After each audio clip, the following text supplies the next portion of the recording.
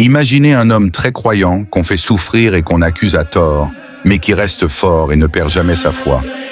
Devant lui, les autorités coloniales le craignent comme un danger.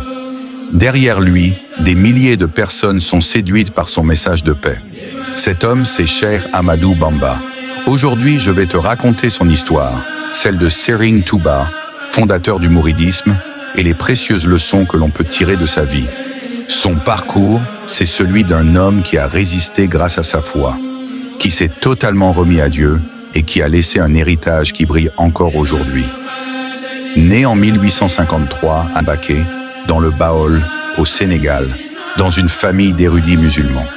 Fils de Mamor Anta Sali, grand savant, et de Mame Diarra Bousso, femme d'une piété légendaire. Il mémorise le Coran très jeune, étudie la théologie, le droit islamique et la poésie. Il comprend que la science sans spiritualité est vaine et il prône la tarbiya, l'éducation de l'âme. Après la mort de son père en 1881, il se consacre à l'enseignement. Son message séduit, soumission à Dieu, travail, rejet de la violence. En 1888, il désigne Touba comme lieu de retraite spirituelle.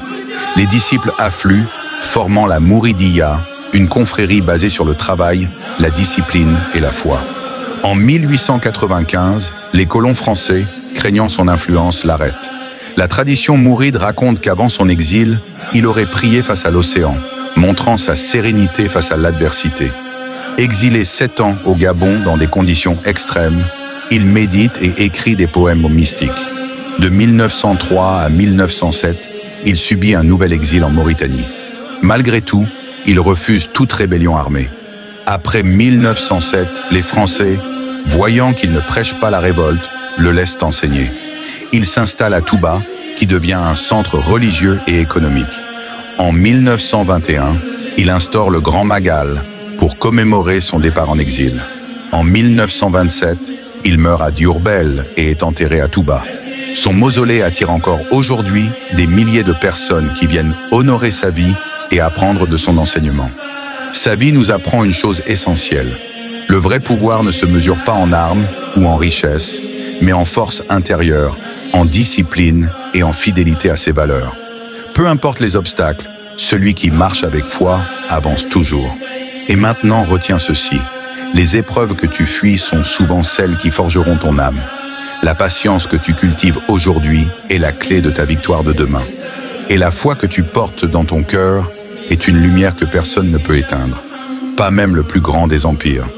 Cheikh Ahmadou Bamba n'a pas seulement survécu à l'injustice, il a transformé chaque douleur en force, chaque humiliation en honneur et chaque pas vers l'exil en marche vers l'éternité. Demande-toi, qu'es-tu prêt à endurer pour rester fidèle à ce qui est juste? Si vous avez regardé cette vidéo jusqu'à la fin, écris en commentaire. Merci Serigne Touba. Merci d'avoir suivi cette histoire jusqu'au bout. Et abonne-toi si ce n'est pas encore fait pour découvrir d'autres vidéos inspirantes.